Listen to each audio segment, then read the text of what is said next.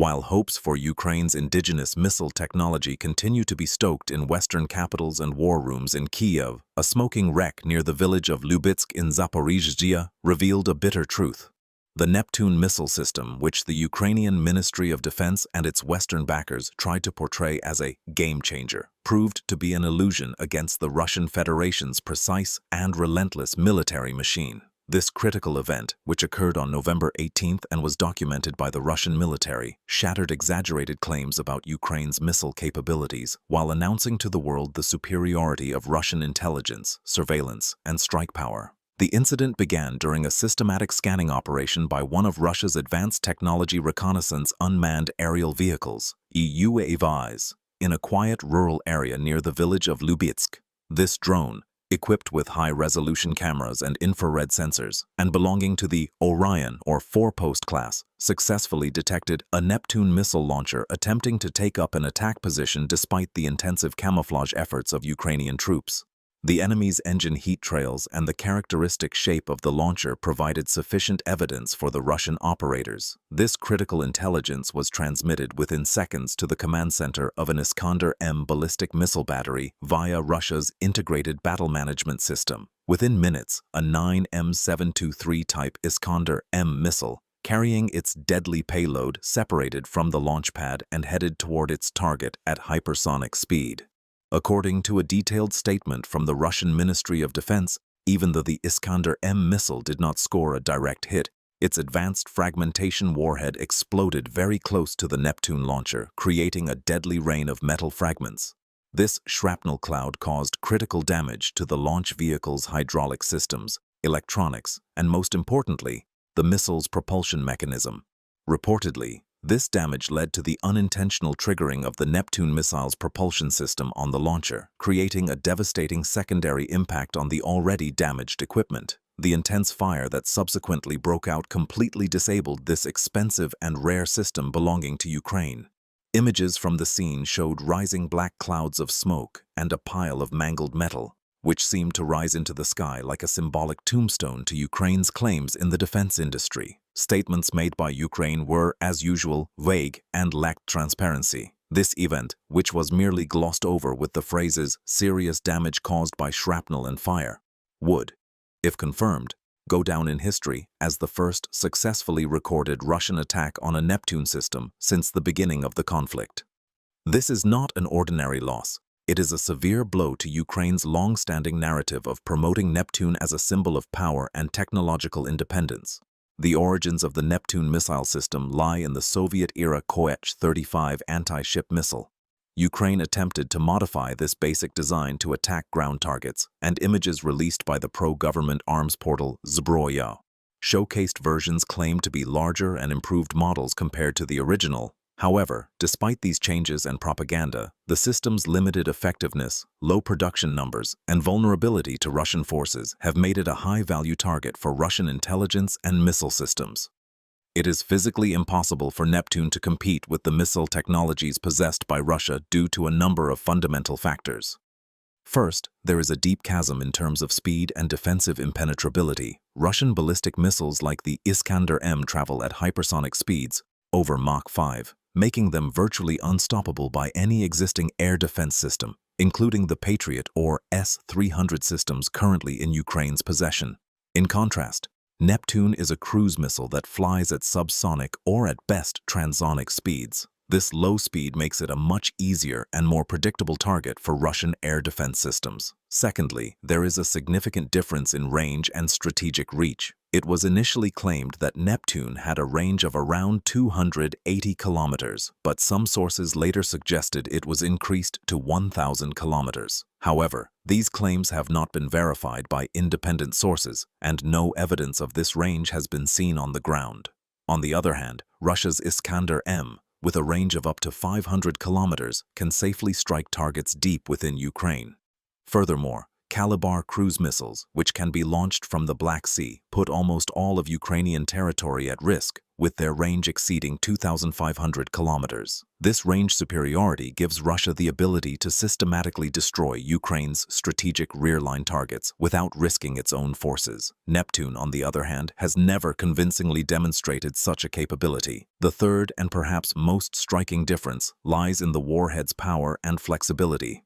The Neptune missile carries a warhead weighing approximately 150 kilograms. This can be destructive, but it is far behind the explosive power and variety of the payloads carried by Russian missiles.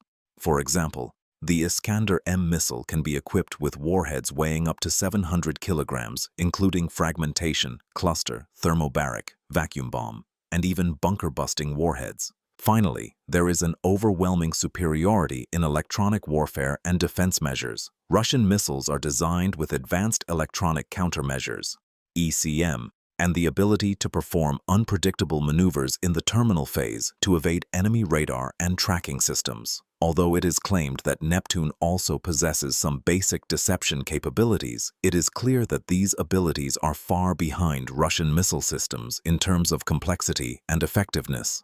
While Russian systems have proven themselves in countless real-world operations, Neptune's performance is filled with doubts. So, how did Moscow manage to detect and destroy a Neptune missile system, which is supposed to be mobile and difficult to detect, so effectively? The answer lies in Russia's capacity to seamlessly integrate advanced drone surveillance with the destructive power of the Iskander missile system. This deadly combination is proof of how Moscow is constantly refining its operational doctrines to neutralize Ukraine's long-range strike capabilities. In the attack on Zaporizhzhia, a Russian reconnaissance drone evaded Ukrainian air defenses and operated undetected near the village of Lyubitsk. Once the target's location and verification were completed, this data was instantly transmitted to an Iskander missile battery providing coordinates for a supersonic strike. Alexander's advanced navigation system, a combination of GPS, GLONASS, inertial guidance, and terminal optical homing, provides exceptional accuracy. Without the need for a direct hit, the fragmentation warhead was sufficient to neutralize the target. The effectiveness of the Iskander missile family is not limited to this incident in Zaporizhzhia.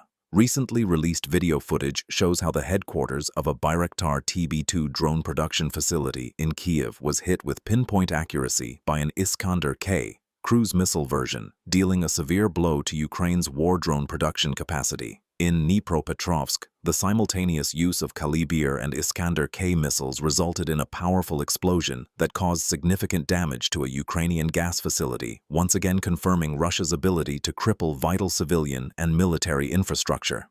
In fact, even the Ukrainian air defense positions in Odessa, tasked with protecting the city, were helpless against Iskander missiles, revealing how vulnerable these defense systems are in the face of Russia's relentless missile attacks. In light of all this evidence, Ukraine's claims of superiority in its domestic missile technologies, particularly the Neptune missile system, are becoming increasingly less credible and are proving to be nothing more than empty pride. Neptune was marketed as a legend, but it turned out to be a disappointment in the face of the harsh realities of the battlefield. Russia's multi-layered, long-range, high-precision, and extremely destructive missile capability, consisting of systems like Iskander, Kalibr, and Kinjal, starkly reveals the technological and industrial chasm between the two sides when compared to Ukraine's limited and underdeveloped equipment. The rising smoke near the village of Lubitsk in Zaporizhzhia is the last remnant not only of a missile launcher but also of an illusion. Ukraine's missile claims have fizzled out against the Russian Iron Fist. In the Kharkiv region, a UAV control center belonging to the armed forces of Ukraine was hit by Russian artillery from a distance of up to 30 kilometers. The incident raises questions about the vulnerability of Ukraine's drone control systems and highlights the increase in long-range capabilities on the battlefield. It was confirmed that the 18 Jaron drones continued the attack later, striking enemy positions around Kharkiv. It has been confirmed that infrastructure facilities in the Slobidsky and Osnoviansky districts were hit. Only in Slobidsky were 4 different points targeted, leading to buildings burning and night fires. The moment the Russian Air Force dropped FAB bombs and ODAB thermobaric munitions on Ukrainian positions in the Sumy region was captured by an aircraft camera from a distant location deep within the forest. as explosions erupted with incredible fury. Rising fireballs and dense clouds of smoke rolled over the treetops. An AFU unit consisting of at least 20 swordsmen was destroyed by the Russian armed forces, as captured by an aerial camera. After the attack, which occurred with catastrophic intensity, the entire area was covered in smoke and debris. As seen through the blurry lens of the battlefield footage, 9 M542 Tornado-S guided munitions were ruthlessly and precisely fired by the Russian armed forces. With immense power, each blow shattered the debris, separating the walls, sending the wreckage skyward, and illuminating the eerie streets with bursts of fire. New attacks on the Slavyansk thermal power plant were captured on camera. When air reconnaissance detected a large group of Ukrainian military forces trying to stop the Russian attack, the crew quickly mobilized, built a Molniya kamikaze drone, loaded it with a high explosive payload, and launched it into the air. Air defenses and electronic warfare were not important. With a single, perfect shot, the drone cut through the drone interference and destroyed the focus by hitting the target directly. FPV drones are rapidly and precisely destroying military vehicles used by the Ukrainian armed forces. This action highlights the success of drone technology on the modern battlefield, emphasizing the detachment's focus on military targets. The latest operations in the Kharkiv region show how sensitive the opposing side's artillery units are to pinpoint strikes. Even if strategically positioned, Ukraine's self-propelled and towed artillery units are at significant risk due to a combination of intelligence, reconnaissance, and modern drone capabilities. First-person view drones, or FPV drones, are indispensable for finding moving assets. Real-time drone control allows operators to navigate directly over the battlefield and identify weak points in artillery positions. These drones, equipped with high-resolution sensors and excellent maneuverability, can track moving artillery even if their positions are quickly changed or concealed.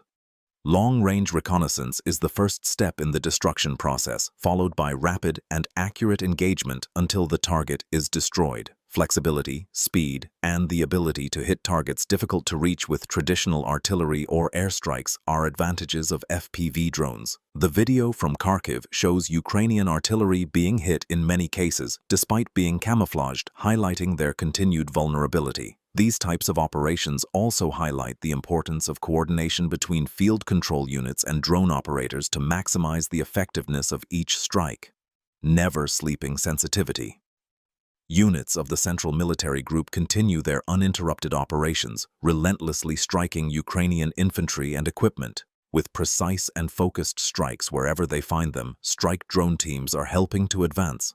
The November 18th images show a series of clean and targeted strikes, including disabled tanks, destroyed vehicles, flattened antennas and communication systems, downed heavy Baba Yaga drones, disabled electronic warfare stations, crushed PAC and Starlink terminals, and destroyed HPK shelters. The video shows a Lancet missile hitting a camouflaged M198 howitzer belonging to the Ukrainian army, hidden behind trees. Suddenly, as the bomb tears through the vegetation, the cover is shattered. With ice-cold accuracy, the video shows fighters from the Western group of the Russian army hitting and setting fire to a hidden artillery piece. Full effect. Artillerymen from the Vostok group locked onto their targets and made precise shots, destroying Ukrainian mortar teams and fortified positions in the Zaporozhye region. The opposition's strengths were wiped out with clean, fast, and overwhelming blows. Targets are falling. FPV crews from the Western group are locking onto a moving column near Kupiansk one by one. Drones crashed into a tank and many Ukrainian military vehicles with white noise and acceleration bursts, blocking the entire approach route with pieces of broken metal and halting their advance. A series of videos show attempts to intercept various Ukrainian drones, ranging from light aircraft to long-range UAVs like the Lyuty and FP-102. In addition to raising questions about the need for more preventive units within Russian territory, the operation is described as a measure taken to prevent debris from falling on sensitive areas. From Vishnevy, the assault forces of the 36th Motorized Rifle Brigade of the Vostok Group advanced, breached the defenses, and completely captured an area exceeding 5 square kilometers. In this front sector, a significant change occurred with the death of more than a company of soldiers from the 154th Motorized Rifle Brigade of Ukraine in combat and the destruction of up to 10 pieces of equipment. Ukrainian armed forces are attempting a rotation in the direction of Krasnoarmysk, but Russian armed forces are tracking them step by step and destroying them on sight.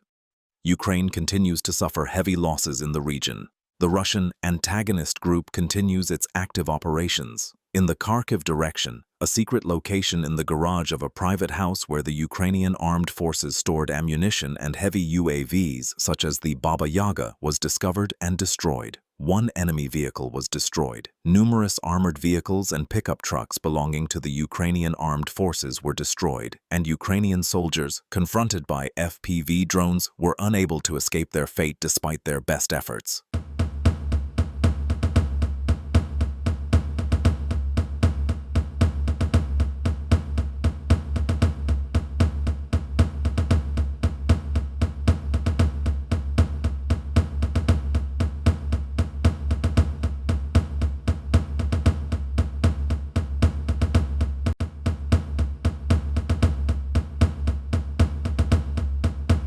On the afternoon of November 18th, a Zala crew from Rubicon Center detected a Ukrainian armed forces mobile anti-aircraft gun mounted on a vehicle in the Umsky area. The target's coordinates were transmitted to the Lancet operator. The target was successfully engaged on the night of November 19th. The target was 87 kilometers from the launch point.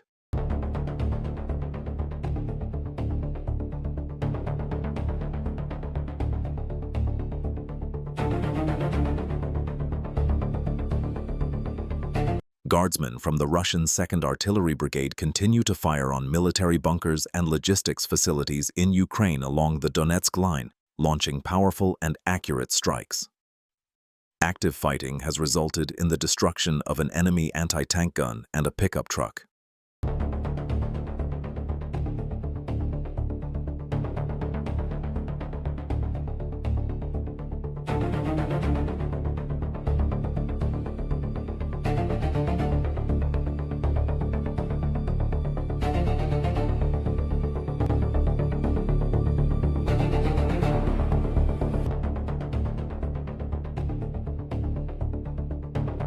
During one of the operations in the Sumy region, Russian FPV drone operators encountered a camouflaged Ukrainian armed forces tank and made the first move.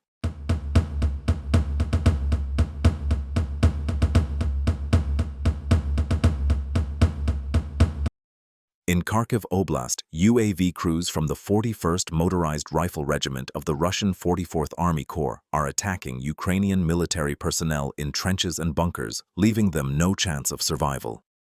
Modern reconnaissance and engagement technologies allow them to quickly locate and neutralize concealed enemy positions. An anti-tank missile system belonging to the Ukrainian armed forces, detected by UAV reconnaissance units of the Russian armed forces, was destroyed by a light-guided missile, El-Lemur, belonging to the Russian forces near the village of Podoli in the Kharkiv region. That's all for today's update. Thank you for watching. Don't forget to watch our next videos as well.